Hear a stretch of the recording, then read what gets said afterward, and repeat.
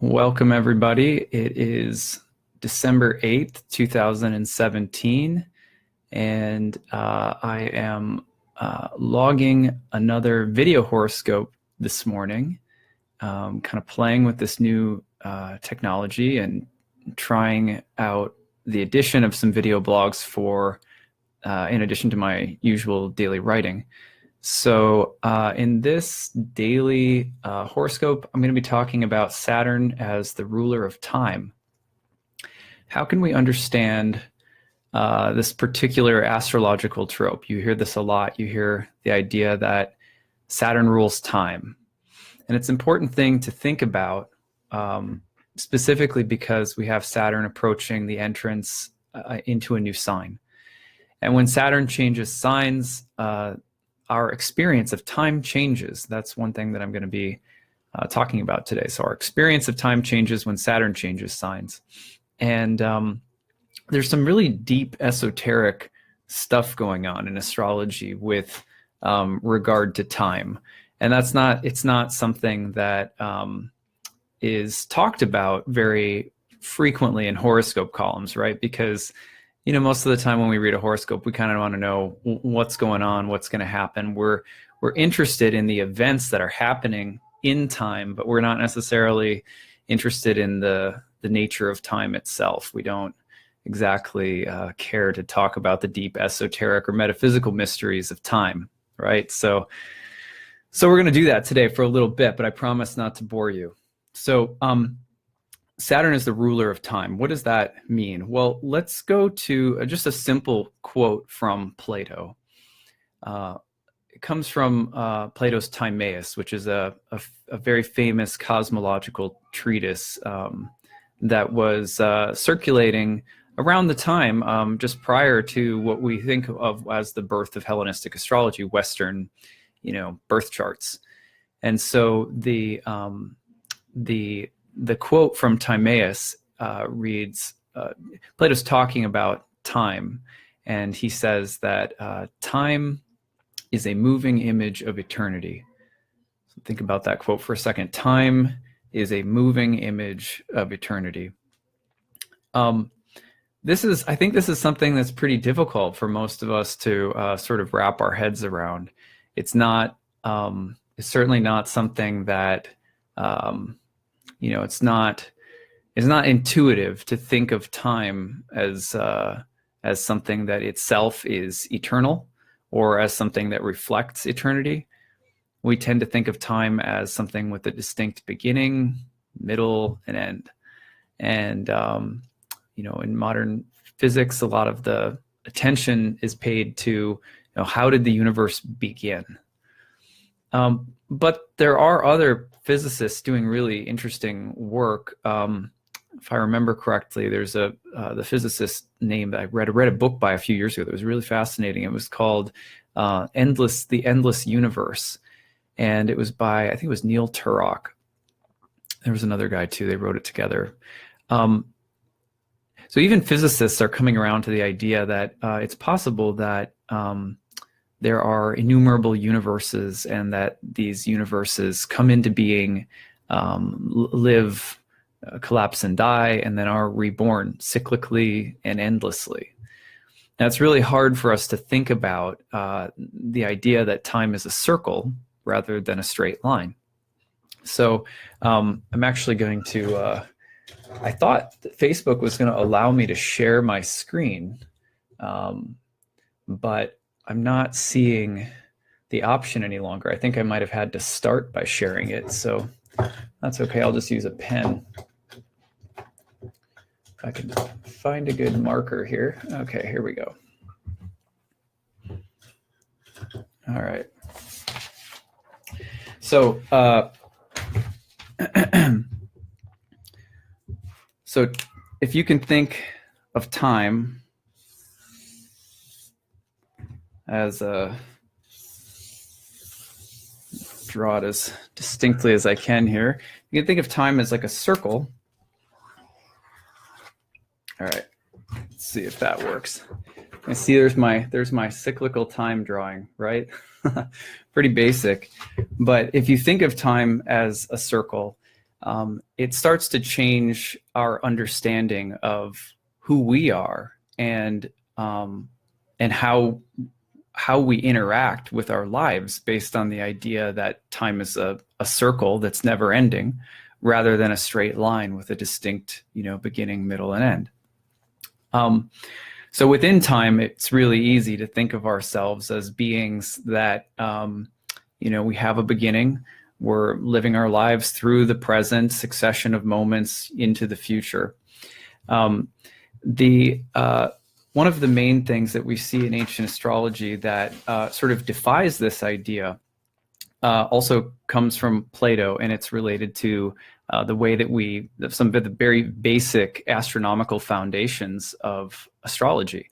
So when we look at the sky every day, we see that the sky rotates through our perspective in the same way every day, over and over again. The planets rise in the east, they culminate overhead, and then they set in the west, and then they go under the earth, which was sort of conceptualized as the underworld, and then they rise again in the east. And all the planets and stars do this round and round and round and round. And this is called the primary motion of the sky. And this is something Plato talks about in the Timaeus as well.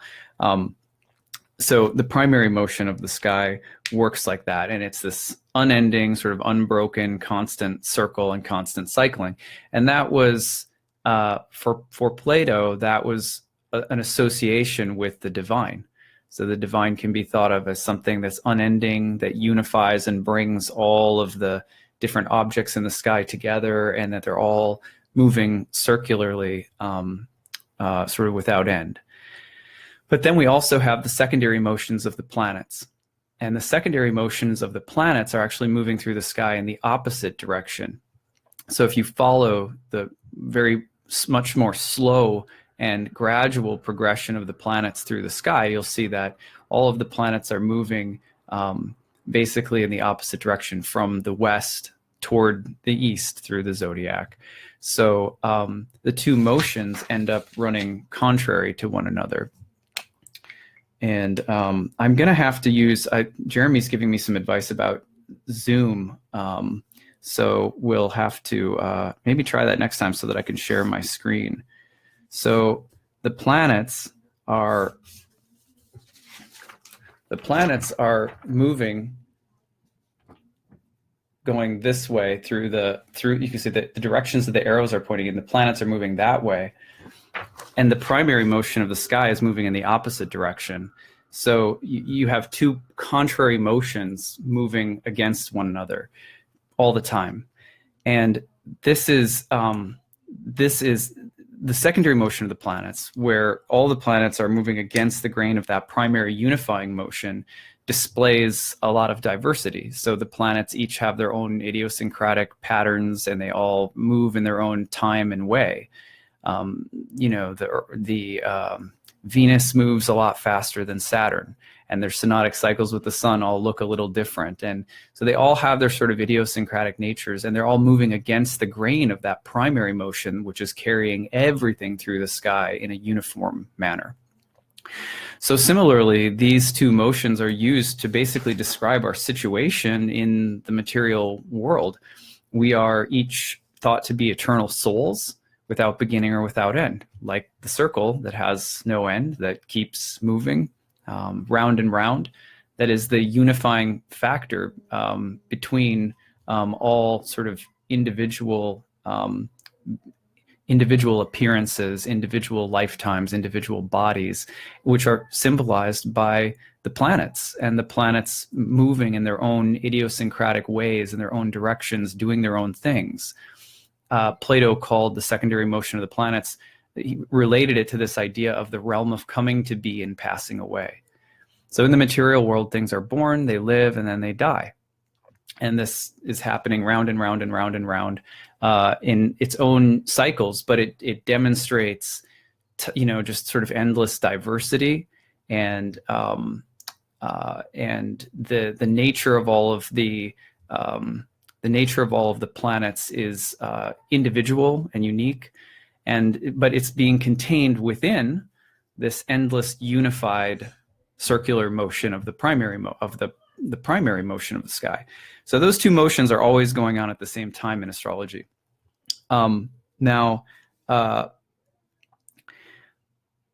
So we find ourselves as eternal beings, right? And we're in situations in our lives that are impermanent, where we live an individual lifetime. We live, we grow, and then we die.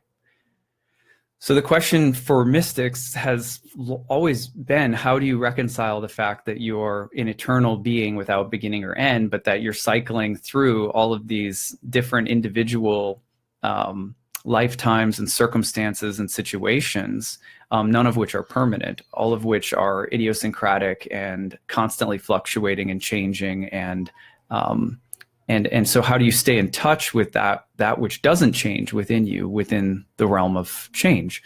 And that's different people, different mystics, different schools have answered that differently, right?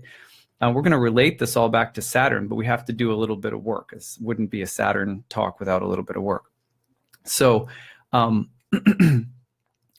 so from within our position as eternal beings within time, we often struggle with the question of fate and free will. Fate and free will becomes this really challenging issue for us, in part because we are eternal beings within time. And because that's the circumstance that we find ourselves in, the fate and free will paradigm, the whole question of fate and free will can become rather torturous or sort of maddening. A lot of people just say, I don't know, so I just leave it alone, which is understandable as well, right? But let's talk about fate and free will a little bit from within the idea that we are eternal beings moving through endless fluctuations in time. When time itself is eternal, when time itself has no real beginning and real end, when it's just a constant cycling and fluctuation of material forms, then we're challenged by the idea that fate and free will are actually two sides of the same coin. On the one hand, as we're moving through time, as we're moving through successive lifetimes or different experiences, we have the very real experience from within a limited form in time and space of not knowing what the future is, of not always being aware of the past, of not always even being, fully conscious in the present, right? Most of the time, we're sort of like on autopilot. So we have the experience, the very valid, real experience that our choices matter, that the future can be changed, that the past mistakes or patterns can be corrected. And all of this is geared toward outcomes in the material world, right? So when you think about changing your behavior, changing your life, or changing how you do something, or how you act, or how you behave, or what kind of events happen in your life. Are you wealthy or are you poor? Are you talented or are you lazy? Are you a good person, or do you tend to get really snotty, whatever the case might be. We spend a lot of time thinking about spiritual things, or we all spend a lot of time thinking about what we want and how to get it in the material world, outcomes, different kinds of outcomes. We're just obsessed with them. But we also think spiritually about outcomes. Living a spiritual life, we believe, means that we will see different kinds of material outcomes. Some particular outcome will occur when you're living a spiritual life rather than another. And we place great importance on that. If you're spiritual, you shouldn't, you shouldn't kick the dog. You know what I mean? If you're spiritual, you shouldn't be impatient in the grocery line. These are the things, and we say that they're measurable, tangible things that we should measure our spiritual growth by. But they're all outcomes in the material world. And so long as we see the material world as a part and parcel of time, and that it's cyclical and unending, then we come into a real problem, Because even though we have this experience of our actions, really mattering and outcomes really mattering, and that's real, on another level, every single possible outcome that could exist, that does exist, is already there. It's already a part of the fullness and totality of time, which is a reflection of eternity. So we come to this really challenging dilemma, and sometimes people take that and they'll flip to the other side and they'll say, well, no, you don't have any free will. Actually, everything's fated. Everything's fated. You think you're making all of these choices in the material world, but the material world is ultimately sort of mechanistic and predictable. It works according to observable laws, cause and effect, etc. It's true. It's like on a certain level, there's no choice you can make in the material world that isn't a very basic part of cause and effect, right? There's nothing, in a sense, it is all mechanistic. And that's that's what's meant by the idea that everything's fated. Everything is ultimately determined ahead of time. Ahead of time, what does that mean, ahead of time? People say, well, I don't like to live a life thinking that everything's determined ahead of time. Well, what we're really saying is that we experience frustration with the idea of the eternality of time from the perspective of somebody whose actions in the world matter and whose choices matter and outcomes that matter to us. So we don't like the idea that the entire material realm is cyclical and, in a sense, on a material level, mechanistic. So we have both fate and free will as these sort of like two competing paradigms, but the radical idea is they're actually two sides of the same coin. That everything is fated to the extent that choice always entails consequence, right? And consequence entails further choice, and choice entails further consequence. And from the perspective of the eternality of time, this is endless. This is a cycle that is endless. And so how do we experience time from the perspective of being an eternal being? And that's where that's the crux of what most mystics who have talked about time as itself an image of eternity, or as itself endless and cyclical, mystics have always said that's what really matters. What really matters is not what you do, not the choices that you make. It's also not that they don't matter. It's that somehow you're holding the tension between choices mattering and ultimately that it's more about the quality of consciousness that you bring to choice, and not the choices or outcomes themselves, which are all, in a sense, deterministic, mechanistic, and material. So any choice you make, in a sense, binds you to the world, to the world of cause and effect, to chemistry and biology and events and outcomes. All choices are like that. So no choice is really free. But there's also it's also not the case that choice is unreal, right? So choice is also a real thing. And this is like, kind of dense philosophy, but it's really important because Saturn is the ruler of time. Eventually, when we get back to Saturn coming into Capricorn, this will make a lot of sense. Now, one of the things that mystical paths have taught us is that, therefore, from this conundrum that we find ourselves in, where neither fate nor free will are completely real or completely false, fate or free will, neither real nor completely false, that we have the idea of spiritual life and liberation of the soul as the identification within time and space with our soul, rather than getting lost in the identification with either the mechanisms of the material world or our choices in the material world. That's really difficult to wrap your head around at first, but let's talk about a few ways that this has been done. For example, we pray mala beads. Maybe you've seen these before. Maybe you have a set of Maybe you have a set of these of your own. We take beat at a time, and you might repeat a mantra, right? And you're cycling through your mantra over and over again, over and over again, over and over again, right? And you're going through a circle. See, endless circle, endless circle. From within the practice of this, maybe you're chanting Om, Om, Om, over and over, over and over.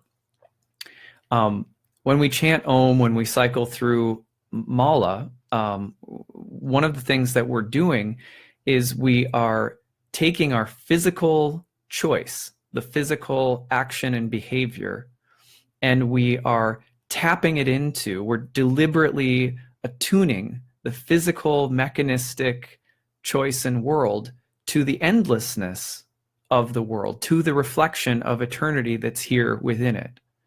So that's why most spiritual traditions are both, when you learn, the techniques of these traditions, most of the time they're incredibly repetitive, that they're deeply, deeply, deeply repetitive, but it's not about the repetition as a dead mechanical thing.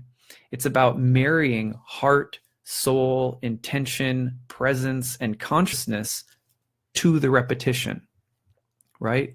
So when we cycle through all of the stuff in life, a lot of it is mechanistic, and so the real place of freedom to many of these ancient mystics was not in what you do. It's not really in, measuring your spiritual progress by were you more patient at the grocery line, because in a sense we can force our activities and behaviors to conform to a material image of spiritual growth or spiritual development or spiritual enlightenment, and we can tinker with our behavior in a material sense in order to try to build the image of spiritual progress. But real spiritual progress emanates from the ability to bring consciousness into the repetition of the material world. So we say, like Hare Krishna, Krishna Krishna, Hare Hare, Hare Rama, Rama Rama, Hare Hare, Hare Krishna, Krishna. And every time we say it, it's not just, repeat this magical thing and you'll get somewhere. You'll get to something. Your life will change. You'll get a spiritual Ferrari. You know what I mean?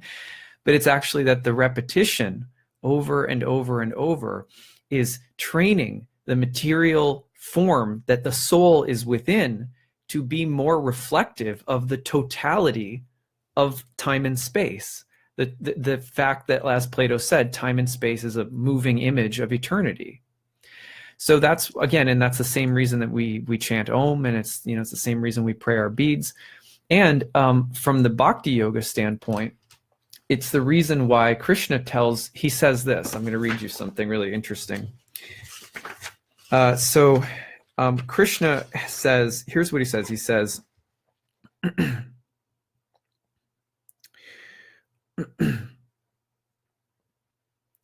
from the earth up to the realm of Brahma, the worlds undergo repeated cycles, O Arjuna. Having come to me, however, one does not find repeated birth. Those who know of Brahma's day, having the duration of 1,000 ages, and of his night ending after 1,000 ages, are persons who know what is day and what is night. All manifestations arise from the unmanifest with the coming of the day. With the coming of the night, they are absorbed then and there in that which is called the unmanifest. This very same totality of beings repeatedly coming into being is reabsorbed helplessly with the coming of the night. O Partha, it again comes forth with the coming of the day. Beyond this, however, there is another unmanifest state of being that is eternal, which when all beings perish, itself does not ever perish. The unmanifest is called the indestructible. They declare it to be the supreme destination, achieving which they do not return. That is my supreme domain. Now, so first of all, he's talking about the endless cycles of time. Krishna is essentially telling us that the material universe is endless and cyclical, and that all of these multiverses eventually collapse back into the unmanifest, and then they explode back out of the unmanifest. This is what physicists are telling us now. Like, there's literally physicists who are telling us this. And yet he says, for those souls who are identified with the material realm, who are trying, they're, rather than, counting the beads, they're out there like trying to get something or do something or become something, and they're convinced that what they do with their material choices leading to some particular material outcome is where the liberated state, the eternal happiness that we all seek, is found. But it's not. Krishna at least says that that's not where it's found.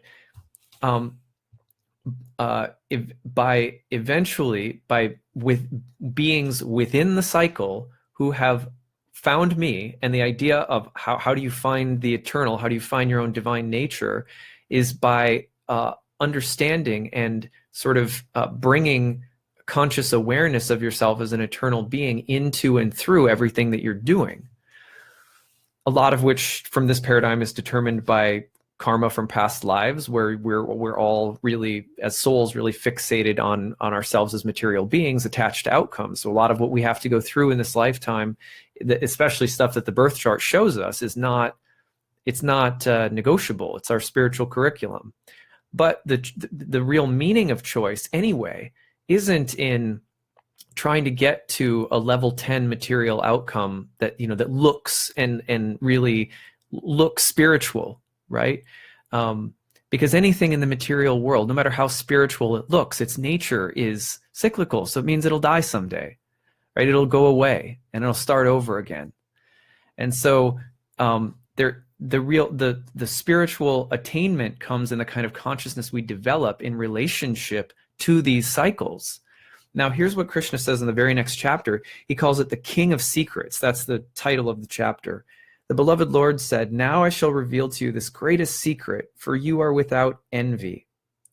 What he's first of all, he's telling Arjuna, like, people who are really envious, who desire something that they can't have, that they feel that they should have, are the ones cycling endlessly through materiality, placing so much emphasis on free will and choice or on fate, and getting really wrapped up in, I have a good fate or I have a bad fate, or I'm going to create a really good material outcome. It's going to be a really spiritual one, or it's going to be a really, powerful one, or whatever.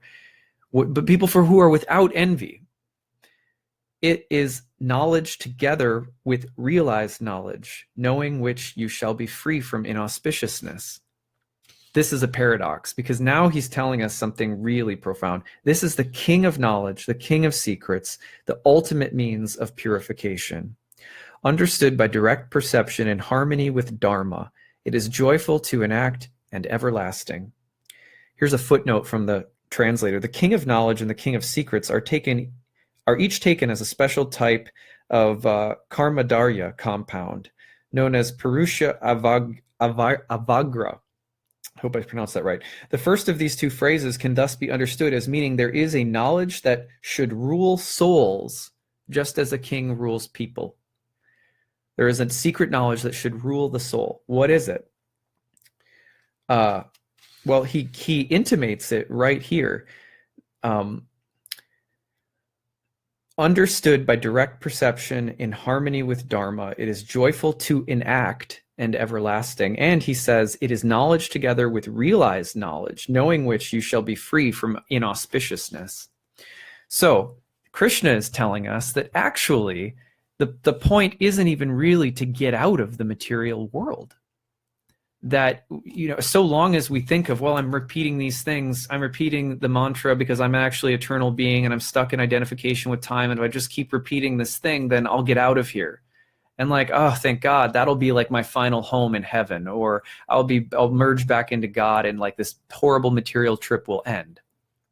No, in fact, what Krishna is saying is that that when you focus on within all of your actions in life, which participate in the predictable, cyclical dynamics of the material universe, and you keep just repeating your mantra, you deepen your spiritual consciousness in relationship to those things. You try to be as present as you can. You focus on the breath. You try to stay in living memory of that which is divine within you, your own soul. When you do that, what he says is that basically what happens is that in time, not because you're thinking about conforming your life or getting somewhere, not because you're not thinking of conforming your material life to some ideal spiritual standard, what your life will look like, what it'll be like, or you're not thinking about doing this to get to heaven or to get to enlightenment. When that happens, suddenly, none of your material circumstances, regardless of if they're filled with sorrow or joy, death or birth, any of them none of them are any longer inauspicious. Suddenly, spiritual bliss becomes a part of all of them. Now, that's really profound and really challenging to think about, because from within the material world, we very, very have clear demarcations of good and evil. And I live with them, you live, we all live with them. And yet, Krishna is really, in some ways, sort of defying them. But also, there's other parts in the Gita where Krishna sort of paradoxically says, your material condition will start to conform with auspiciousness, a good life in some ways. He doesn't say exactly what that looks like, and he doesn't promise us that we'll be free from pain. But Krishna says that we're eventually, through recognition of the divine and everything that we do, the nature of our experience of time and space changes. And so that's really something to think about. So there we have it again, as eternal beings. One of the reasons that we're so torn up by fate and free will is because if we have fate, then we think, well, then there's no room to grow. There's no room to grow or become something. And if we have choice, then we think that there is. But actually what Krishna is saying is that it's really not material choice and material outcomes that defines freedom. It's about the quality of consciousness that you bring to all material outcomes and all material actions. So the fate and free will distinction collapses when you're looking at time from the perspective of the soul. Now, similar statement is made in the Yoga Sutras. This is a great translation of the Sutras. One of the very first verses of the Yoga Sutras. Let's see, here we are. So the very second verse of the Yoga Sutras reads, Yoga Chitta Vritti Nirodha. Yoga Chitta Vritti Nirodha, which translates to yoga is the stilling of the revolutions of the mind. Yoga is the stilling of the revolutions of the mind. The word vritti in Sanskrit is similar to a Greek word that was used by people like Plato and Aristotle and others to refer to the revolutions of the planets. So remember, when we started off, we talked about the revolutions of the planets and the secondary motion in the sky. All of the planets are going through the sky in their own unique way, but they're all being carried along, unified by the greater primary motion in the sky. So individually, the planets reflect in astrological philosophy, especially like Indian philosophy and to a certain extent Platonic philosophy, they reflect the turnings of the mind and the turnings of the material world. So when you look at a birth chart, the reason that you're able to read your karma, your material circumstances, is because your material life as a material form coming into birth in a cyclical material universe, there's a reflection between those predictable, observable cycles with a predictable, traceable past, a present at the moment of birth, and a predictable future, is reflecting your own physical material nature, which also has a past, is present at the moment of birth, and has a material future. When we are identified, when we're trying to find our happiness in that material space, we are participating in a space that is mostly predictable and cyclical again. So yoga tells us that we are actually trying to do is get out of identification of your happiness or your true nature with that cycle, but you're doing it from within the cycle. That's one of the major reasons that people confuse the emphasis that astrology they confuse the emphasis that astrology places on fate with something negative or bad, right? We're not actually saying that you are your fate or your destiny. Actually, we're saying the experience of fate and destiny, of being bound in this world, is the precise and paradoxical linchpin for understanding that you are eternal, because you end up being able to have a conscious, eternal relationship with these cycles. But that kind of choice is different than material choice. It's a totally different kind of choice, and that's a different kind of freedom.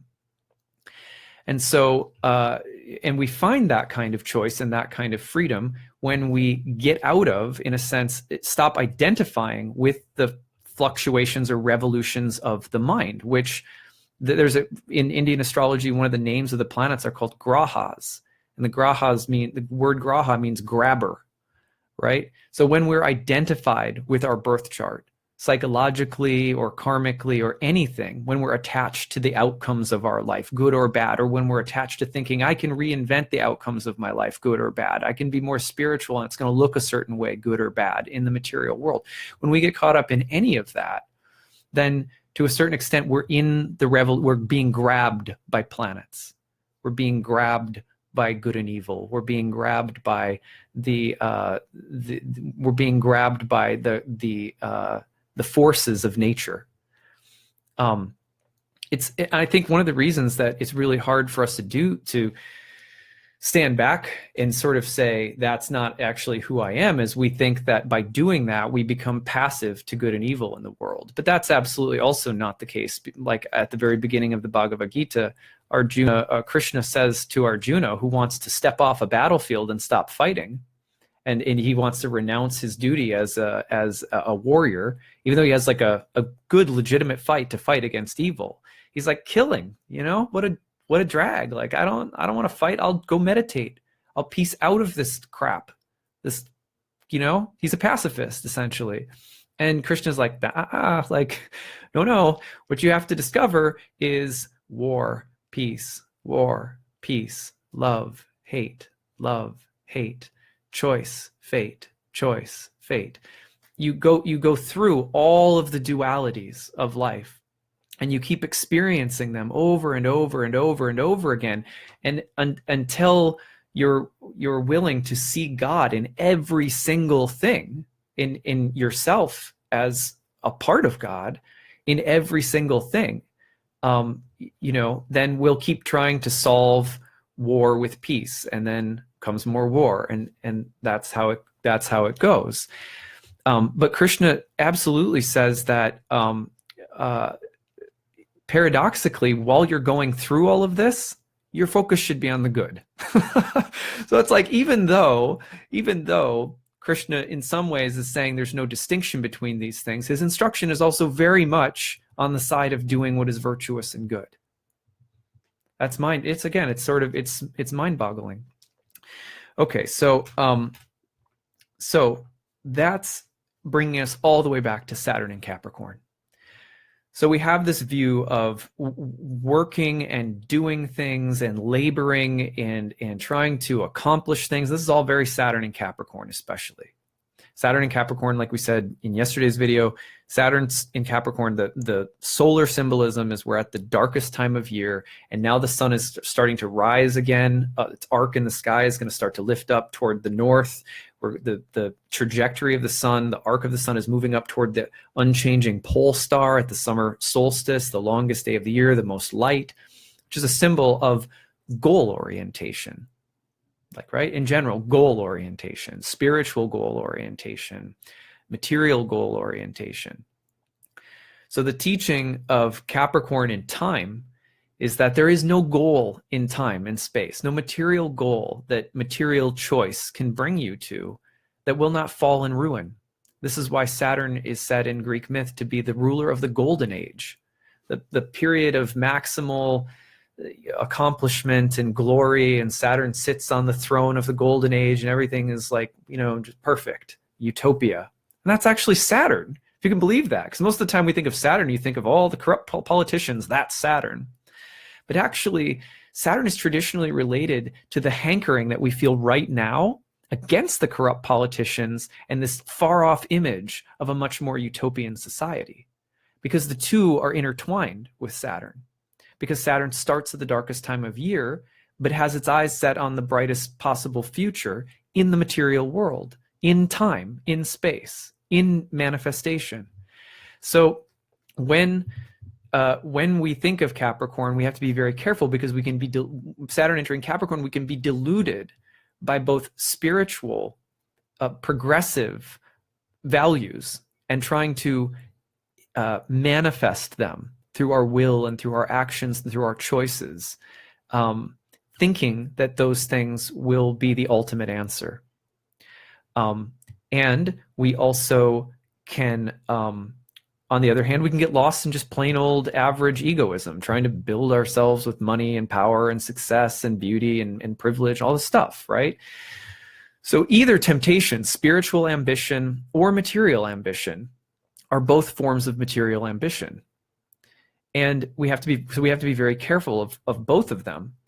But that is not to say that we cannot be also trying to create a better world.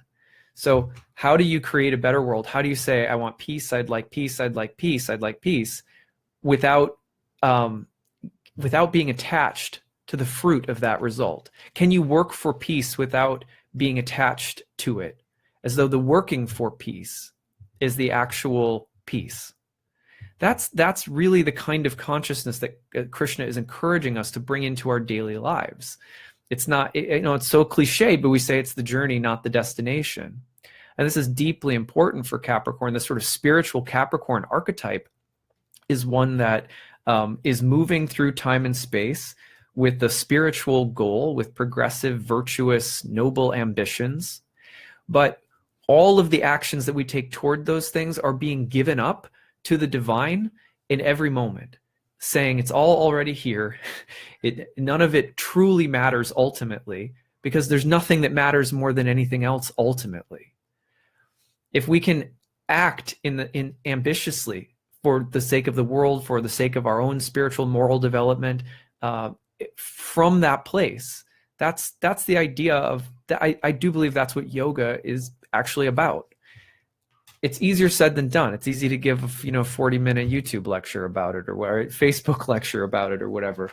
But that's what I'd like to share this morning. So when we think of Saturn changing signs, a lot of the times Saturn, as it changes signs, presents us with different qualities and experiences of time. But mostly, how do we relate to time? We relate to it as something we are laboring with, and it's always involved in the idea of fate or free will.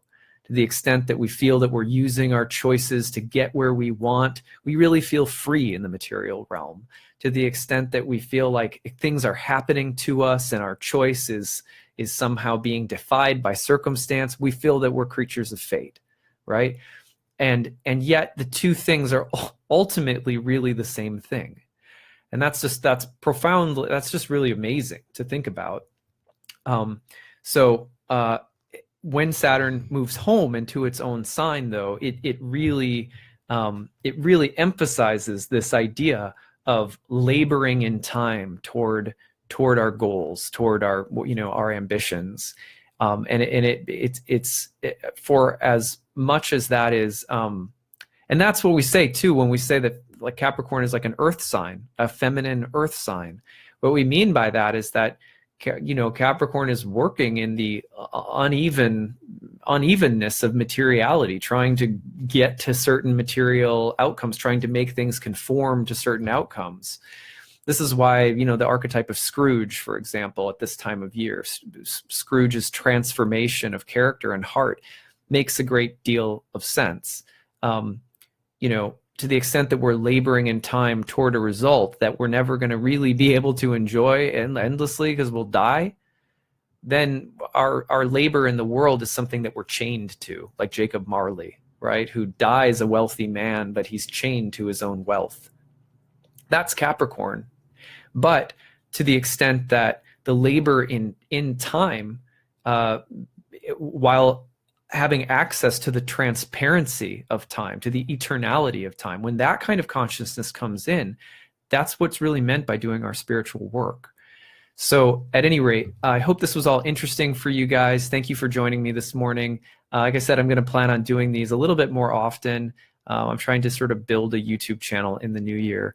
And I'm going to figure out how to share screens, because like in this video, like I had like my astronomy program ready to go. I had like all sorts of really cool things to show you. And at the beginning, when I started, it said I could share my screen. And then once I started the video, it went away. So I'm going to have to do a little bit more research. So I started off I had to kind of like, I had to kind of come up with I don't know what that was. So, so we'll figure it out as we go. Thanks, guys. You guys have a fantastic Friday.